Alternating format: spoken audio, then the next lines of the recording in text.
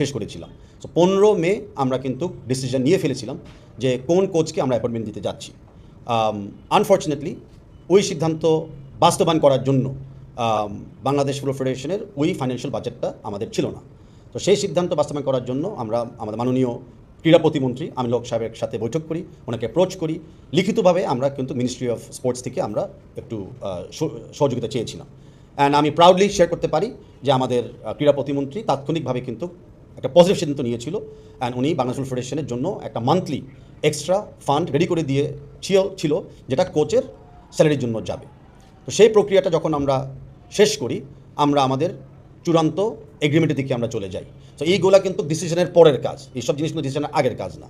Decision আমরা কিন্তু 15 মে নিয়েছিলাম। আর বাকি কাজগুলো যখন আমরা করতে যাচ্ছি, আমরা যখন বাজেটটাকেও করছি, আমি ইচ্ছাকৃতভাবে কোচের নাম নিচ্ছি না।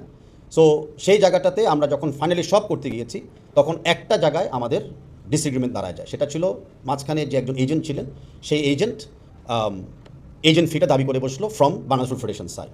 অ্যামাউন্টটা মুখ্য বিষয় না, বিষয়টা হলো নীতি অ্যান্ড বিষয়টা হলো rules. Bangladesh football federation, at least আমি ব্যক্তিগতভাবে অতীতেও কোচ নিয়োগে জড়িত ছিলাম। আমাদের ফেডারেশনেও আমরা অনেক উকিলের ফি বা রিপ্রেজেন্টেটিভ কোনো খরচ আমরা কখনো দিই নাই। অ্যান্ড আমরা নীতিগত সিদ্ধান্ততে আছি, আমরা এরকম কোনো কোয়েশ্চেনেবল প্রক্রিয়াতে আমরা যাব না। তাই আমরা 100% মানে স্ট্রিক্ট ছিলাম যে আমরা কিন্তু অন্যদের রিপ্রেজেন্টেটিভের ফান্ড আমরা দিব না, এটা জাস্ট সামথিং আমরা করবো না।